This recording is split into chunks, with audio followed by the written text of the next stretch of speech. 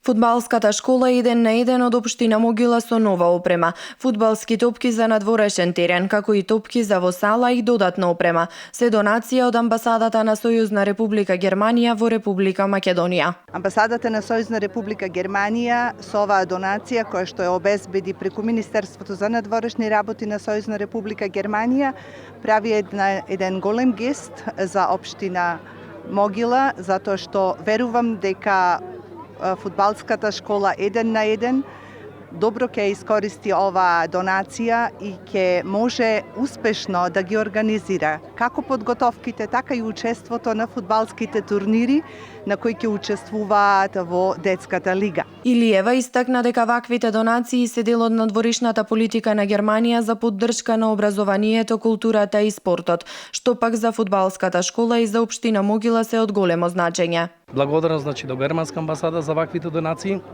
И мислам дека покрај оваа донација ќе зачестат и следни донации каде што ќе се поддржуваат вакви или слични културни спортски екипи кои што ќе бидат еден бенефит за општина Могила. Градоначалникот Пивковски од фудбалскиот настан упати покана за предстојниот фестивал на дуети Константин и Елена. Четвртиот поред фестивал на дуети Константин и Елена во Могила.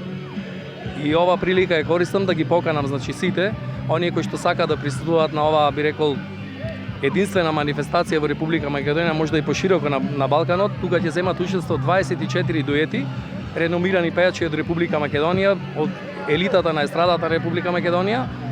На ова ново изградена летна сцена, значи заедно со могилчани и селениците од диаспората, ги поканувам сите граѓани во општина Могила, во Битола, во Новаци и околината што не обкружува и сите оние кои што ја негуваат народната музика на дуети, да присуствуваат на овој настан, на овој фестивал на дуети. Фестивалот на дуети ќе се одржи утре 11 јулија. Учество ќе земат голем број на естрадни уметници од нашата земја.